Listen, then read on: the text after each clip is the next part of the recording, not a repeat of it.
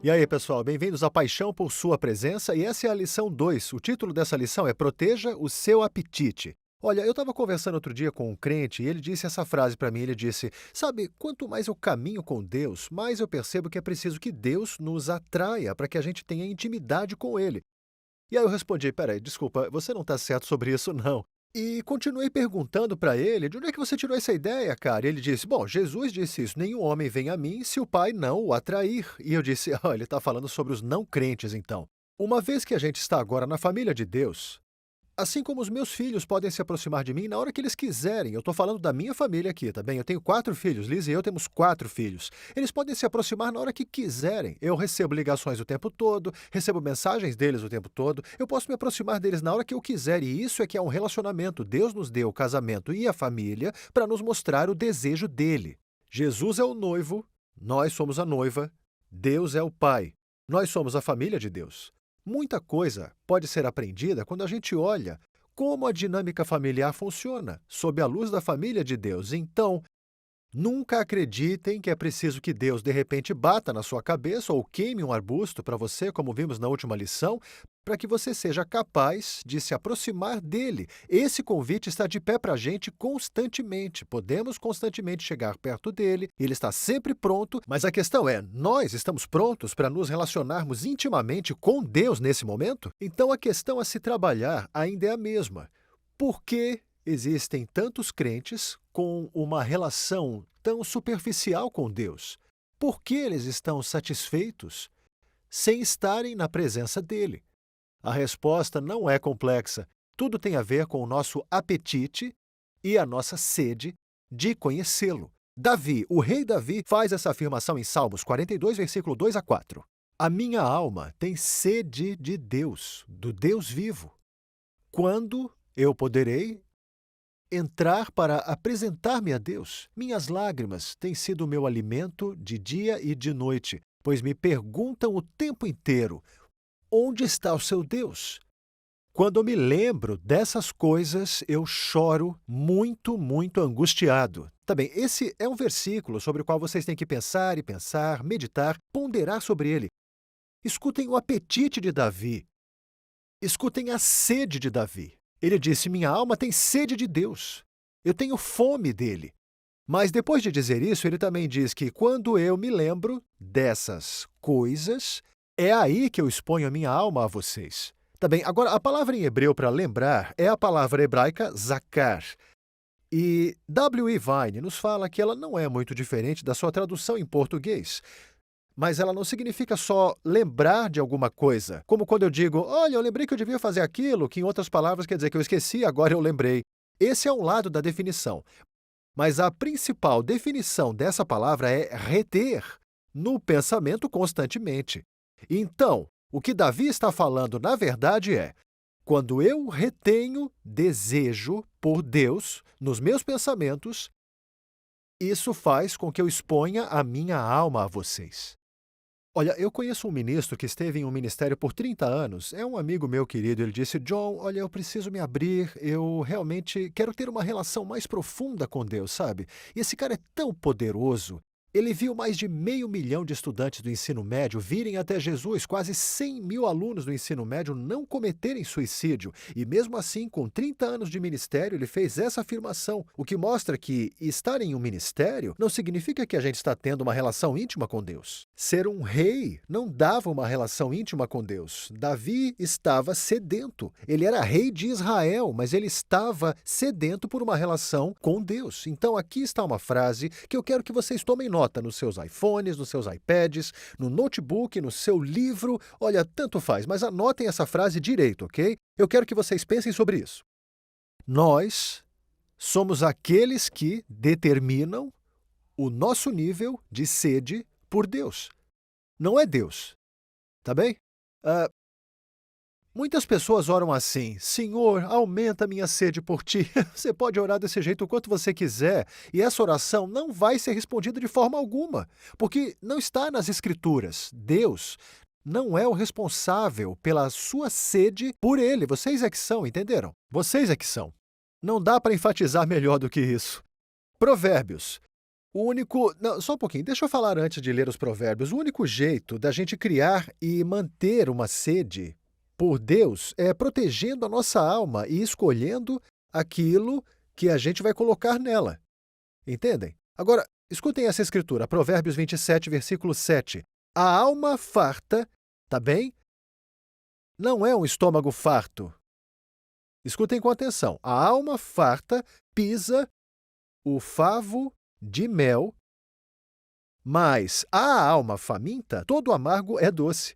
Então, quando uma alma está satisfeita, ela vai, na verdade, desprezar. E olha, a palavra desprezar quer dizer, eu não tenho nada a ver com isso. Na verdade, significa a palavra hebraica para esmagar. Agora, eu vou dar para vocês um exemplo que vai ilustrar isso. Aqui nos Estados Unidos temos um grande feriado chamado Dia de Ação de Graças. Vocês conhecem? E eu quero que pensem no Dia de Ação de Graças. Olha, tipicamente, muitos americanos nem tomam café da manhã. E sabe por quê? Porque a gente tem aquela refeição de ação de graças por volta das 2 horas da tarde. Queremos estar tão famintos que possamos comer uma vaca. Então, o que acontece? A gente vai para a casa dos nossos pais e a mãe cozinhou o banquete. O peru fica pronto, o recheio, a salada, as batatas doces, as batatas. Quer dizer, aquela tábua de frio, sabe? Tudo mesmo. E a gente come por 1 hora, entenderam?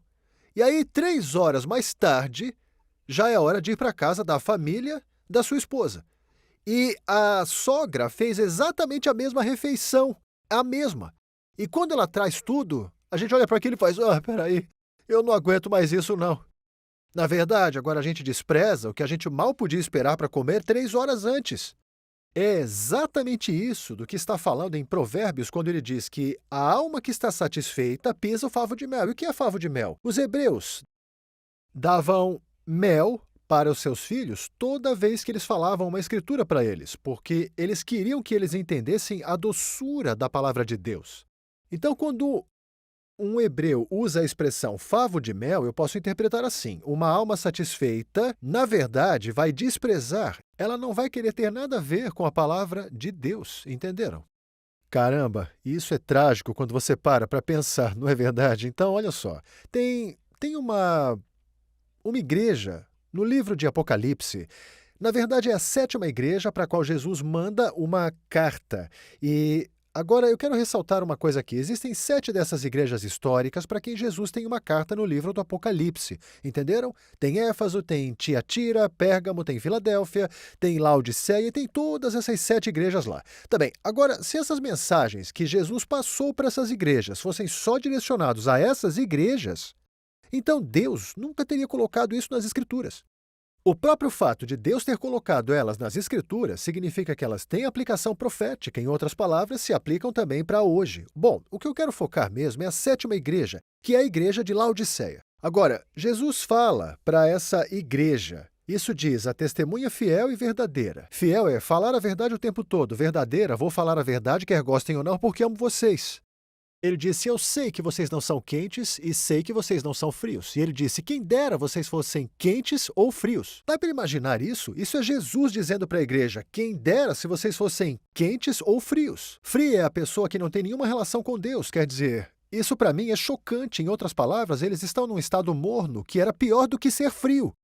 Ele estava dizendo, vocês estão num estado pior do que alguém que nem tem uma relação comigo, alguém que é frio. Quer dizer, uau! Ele disse, por vocês serem mornos, ele disse, eu vou vomitá-los da minha boca. Você não pode vomitar da sua boca o que não está no seu corpo, entendeu? Isso é uma igreja. Jesus chama de igreja, mas eles são tão indiferentes, eles são tão mornos, que ele diz, eu estou prestes a vomitar vocês da minha boca se vocês não mudarem. Uau! Isso chamou muito a minha atenção. E aquela igreja, muitos estudiosos da Bíblia creem que representa a igreja dos últimos dias. Agora, o que isso quer dizer? A gente tem uma igreja indiferente, ela se chama Laodiceia, e o que causa essa indiferença afinal? Aqui está o que causava a indiferença. Jesus disse, porque vocês disseram, estou rico, conquistei riquezas e não tenho necessidade de nada. Tá bem, olha só, o que deixou eles assim? Eles diziam que eram ricos, diziam que não precisavam de nada. A alma deles estava cheia. Então, é por isso que eles eram indiferentes. Agora, uma análise rasa dessa igreja seria, beleza, eles estavam indiferentes porque tinham muito dinheiro, porque historicamente Laodiceia era uma cidade muito próspera. Então, numa análise muito rasa, isso não é nem uma análise precisa, seria que eles tinham dinheiro demais. Beleza, olha, vamos falar sério. O rei Davi, vamos falar sobre o rei Davi aqui? Veja, o rei Davi tinha tanto dinheiro que ele entregou para Salomão olha, esse é o filho dele falando, 4.000 toneladas de puro ouro. 40.000 toneladas de prata e tanto ferro e bronze que não podiam ser pesados. Esse cara tinha dinheiro, mas ele é o cara que diz: entrego a minha alma e a minha alma tem sede de ti. Eu anseio por ti e eu tenho fome de ti. Então veja, ter dinheiro não fazia com que Davi não tivesse paixão, porque ele tinha grande paixão. Era tanta paixão que ele tinha por Deus que ele chegou a transcender de ser um rei para ser profeta e rei. Deus viu que a fome dele era tão gigante que ele disse: eu não vou só te fazer rei, eu vou te dar a unção adicional de ser um profeta. E isso é incrível. Ele é o único rei que já entrou naquele reino. Ele é um pouco como Enoque, que estava tão faminto por ter intimidade com Deus que ele disse: não dá para aguentar mais isso, eu vou levar você, Enoque. E, olha, eu não entendo por que às vezes tem gente que pensa que Deus é tão diferente, uma vez que nós somos feitos à imagem dele. Vocês não têm certas pessoas que vocês querem ser mais próximas do que outras pessoas? E por que isso, então? É porque elas gostam de estar perto de você.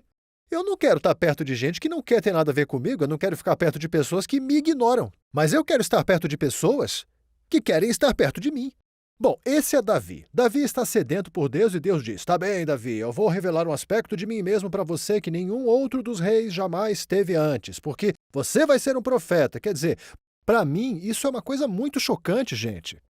Apresentando Messenger X, uma nova plataforma de downloads e streaming de vídeo. É uma biblioteca digital completa com cursos de discipulado de John e Lisa Bevere, incluindo aulas em vídeo, audiolivros, e-books, filmes curtos, bíblias e mais. Essa nova plataforma pode ser usada em todos os seus dispositivos e é completamente grátis em mais de 120 idiomas. Discipulado para todos, em todo lugar. Baixe o aplicativo ou vá para messengerx.com. Olha só como Davi descreve a si mesmo. Ele diz: inclina os teus ouvidos, ó Senhor, e me escuta, porque eu sou pobre e necessitado. Agora, isso não é interessante? Davi chama a si mesmo de pobre, sendo que ele dá a seu filho 4.000 toneladas de ouro, cara. Laodiceia diz: eu sou rica, e Jesus fala: não, você é pobre, nua e miserável. Então isso não tem nada a ver com o quanto dinheiro ou posse você tem, cara. Isso tem tudo a ver com como você devota a sua alma. Você está entendendo? Então, se vocês devotam a sua alma a 40 horas por semana a redes sociais, adivinha só, você não vai ter fome de Deus. E vocês vão ficar aí sentados me olhando agora mesmo nessa tela e vão ficar dizendo: peraí, eu não estou vendo relação no que ele está dizendo. Bom, vocês não enxergam porque vocês têm dado o seu apetite para aquilo que não satisfaz de verdade. As coisas desse mundo não vão nunca satisfazer. Se olharem para Davi, ele também disse: minhas lágrimas têm sido meu alimento dia e noite. Enquanto eles continuam dizendo para mim: onde está seu Deus? Ele procura, ele busca, porque ele ama tanto assim. Porque eu lembro que anos atrás me pediram para falar sobre os índios Cree lá no nordeste do Canadá, sabem? E aquilo foi uma loucura. Eu tive que voar para Montreal, aí tive que voar mais 1h30 direto para o norte, depois tive que dirigir 2 horas na direção do norte, e então finalmente eu estava no topo do Canadá. E tinha lá essa enorme reserva para índios Cree, e eu nunca vou esquecer disso. Era uma reunião deles no encontro de verão, e era bem no meio do mês de julho. E veja, essas pessoas, tinha 1.500 deles debaixo de uma tenda. Eles correram para os lugares na primeira fila e eles estavam muito, mas muito famintos mesmo por Deus. E eu estava pregando, mas não deu para evitar de reparar que os de 17, 18 e 19 ficavam lá no fundão da tenda e ficavam ali indiferentes, brincando, olhando em volta, rindo da minha cara. Finalmente, um dia eu estava pregando durante aquele encontro no acampamento de uma semana e eu corri até o fundo da tenda e comecei a confrontar aqueles rapazes de 17, 18 anos. Por quê? Por que vocês não estão comprometidos? E aí, de repente, os meus olhos se abriram. Eu vi que um tinha uma camiseta do Lakers, o outro tinha um boné do Dallas Cowboy, o outro tinha um Green Bay Packers. E, de repente, eu percebi. Ali estavam aqueles pobres índios Cree, que tinham acabado de colocar televisão em suas casas. E agora eles estavam preenchendo as suas almas, esses de 17 a 18 anos de idade, preenchiam suas almas com o que não dá satisfação verdadeira. Agora olha só que incrível. Eu entrei no avião e voei de volta para os Estados Unidos e fui para a área norte dos Estados Unidos, Seattle. E fui para uma conferência jovem. Em todos os meus 35 anos de viagens e palestras ao redor do mundo, eu vi muito poucas vezes o que eu vi ali, mais fome e mais sede do que vi nessas pessoas da conferência jovem em Seattle. E eu me recordo que depois daquela noite de pregação, eu me peguei ali rodeado por esses jovens compenetrados de 17 e 18 anos em volta de mim. E eles me faziam perguntas e de repente olhei para o relógio e era quase meia-noite. Eu falei, caramba, a gente está aqui só conversando há horas. E eles assim, por favor, podemos falar mais sobre Deus? Podemos levar você para almoçar? Eu disse, com certeza. E aí eles reservaram um restaurante inteiro no dia seguinte. E quando eu cheguei lá no restaurante, eu notei que todos os carros eram BMWs, Mercedes, todos os melhores carros, os carros mais caros. Aqueles jovens eram de verdade bem ricos. E mesmo assim, eles tinham muito mais fome do que os jovens pobres dos índios Cree, que só tinham uma televisão e só tinham uma camisa dos Lakers. Então, em outras palavras, tem a ver com aquilo que vamos dar à nossa alma. Em Apocalipse, capítulo 3, versículo 20, Jesus faz essa declaração para aquela igreja que era indiferente. Ele diz, eis que estou à porta, e eu bato. E se alguém ouvir a minha voz e abrir a porta, entrarei e cearei com ele, e ele há de cear comigo. Reparem que ele diz, se alguém ouve, o que nos impede de ouvir a voz dele é quando a gente afoga a nossa alma, a gente enche a nossa alma com todas as coisas desse mundo. Elas podem não ser pecaminosas, são só coisas que consomem tanto a nossa alma que a gente não tem fome sobrando para Deus. Quando como aquela ceia de ação de graças, não é uma ceia ruim ou uma refeição de pecado, figurativamente, entenderam? Não é uma refeição de pecado. Quando estou faminto por ela, eu vou lá e como. E quando 3 horas mais tarde eu passo na casa da minha sogra e lá servem a mesma comida, eu não estou mais afim. E por quê? Porque eu estou cheio. Quando a sua alma está cheia, mesmo que não de coisas ruins, só cheia, você não vai guardar a sua fome, você não vai ter espaço em você para Deus. Deus mandou Moisés para o outro lado do deserto por uma razão. Ele estava lá por 40 anos e para quê? Ele era o príncipe do Egito. E como príncipe, ele tinha qualquer coisa que ele queria. Então Deus disse, eu vou criar fome nesse cara. E aí aquela fome era tão forte que quando Deus apareceu no arbusto, Moisés disse, eu vou dar meia volta. Ele nem pensou 2 vezes. A alma dele estava tão faminta que ele queria conhecer o Criador. Beleza. Tomem nota disso aqui, ó. A fome é o fator determinante para que a gente busque ou não a nossa intimidade com Deus. Entenderam? Eu vou falar de novo. A gente tem o controle da nossa fome e não Deus. A questão é, quais apetites e desejos nós vamos desenvolver aqui? Beleza? E aqui tem uma frase que eu vou dizer para vocês. Você vai ter fome daquilo que você se alimenta. Anota aí. Você vai ter fome daquilo que você se alimenta. Deixa eu dar um exemplo rápido para vocês. Quando eu estava na faculdade, eu era o maior doido por junk food do planeta. Eu gostava de docinhos, de rosquinhas, olha, eu comia Big Mac, Coca-Cola com fritas, essa era a minha refeição. Um dia eu estava procurando alguma porcaria, eu tinha por volta de uns 22 anos, veio o Espírito Santo e me disse, o seu corpo é o meu templo, então cuida dele. E aí um pensamento me veio na cabeça, eu pensei, uau, peraí, se eu tivesse uma Ferrari, eu colocaria gasolina suja e óleo reciclado nela? Ela ia funcionar? Sim. Ia encurtar a vida dela? Sim. Eu posso comprar outra Ferrari, mas não posso conseguir outro desses. Aí, de repente, eu pensei sobre isso como o meu corpo. Daí eu pensei, e se aquela Ferrari fosse de alguém que eu conheço, a Ferrari de um amigo? Eu estou colocando gasolina suja e óleo reciclado na Ferrari dele, eu estou diminuindo a vida do carro dele. Eu vou ter que responder a ele porque eu encurtei a vida do carro dele. Deus me mostrou naquele dia, você vai responder um dia, por ter encurtado a vida do seu corpo se você não mudar o que você come. E eu fiquei, caramba! E aí, do nada, eu comecei a ler e pesquisar como comer de forma saudável. Eu não sabia nada sobre isso. Comecei a perceber que comer peixe, e peixe fresco também, e saladas, e pão integral, eu percebi que comecei a comer muito melhor. E nos primeiros 2 anos, deixa eu te contar, se colocasse um Big Mac e fritas de um lado e do outro peixe com salada, eu ia dizer, parceiro, me dá esse Big Mac aqui. Mas a palavra de Deus me ajudou a ir em frente e escolher o peixe com salada, entendeu?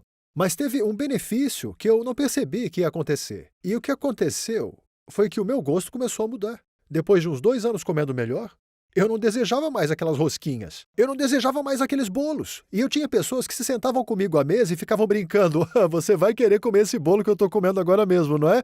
E eu respondia, olha, eu não tenho nenhum desejo por ele de jeito algum. e literalmente mudei meu apetite através do que eu comia.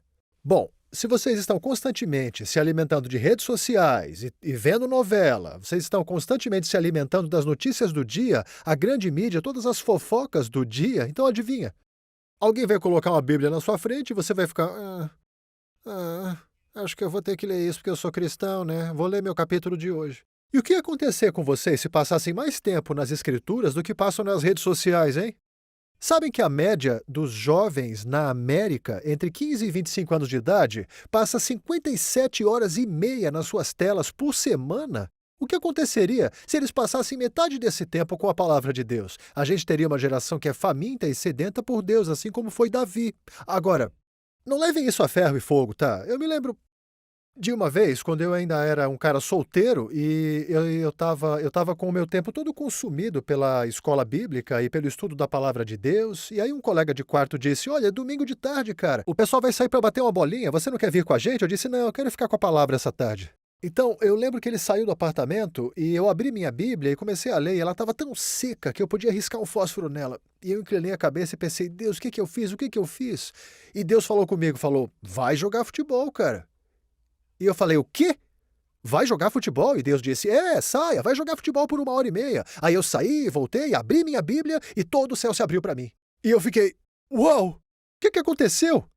E o Espírito Santo falou comigo e ele disse, filho, os livros sempre vão continuar a ser feitos e muito estudo é cansativo para a carne. E isso é Eclesiastes, capítulo 12.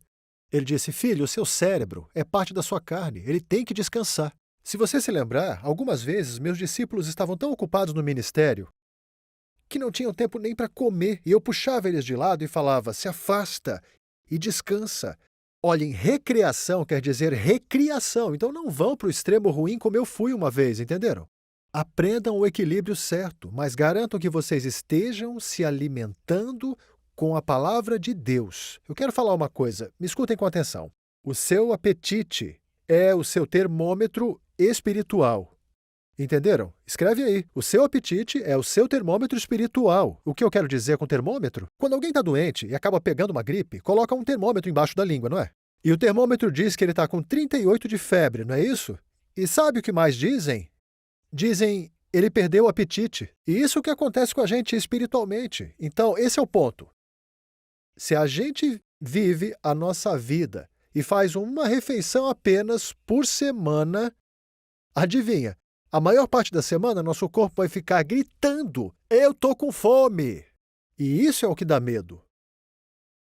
Quanto menos a gente se alimenta da palavra de Deus, quanto menos participamos do mundo de Deus, mais quieto nosso espírito se torna. Então, isso é o oposto. Quando a gente não come, nosso corpo físico grita pra gente, eu tô com fome. Quando a gente não come espiritualmente, nosso espírito fica mais quieto. Agora, é preciso um pouco mais de consistência para recuperar o seu apetite. Deixa eu falar uma coisa. Protejam o seu apetite. Protejam-no. Porque ele vai determinar se vocês têm fome e sede de Deus ou se vocês só caminham nessa vida insatisfeitos pelo que está preenchendo a alma de vocês agora, entenderam? A gente viu como a gente determina o nosso nível de fome por Deus e não Deus. Então, o que a gente vai fazer na próxima aula é falar sobre como desenvolver uma paixão pela presença de Deus. Você não vai querer perder essa.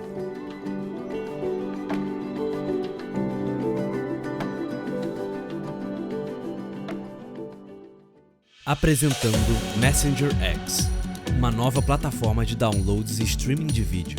É uma biblioteca digital completa com cursos de discipulado de John e Lisa Bevere, incluindo aulas em vídeo, audiolivros, e-books, filmes curtos, bíblias e mais.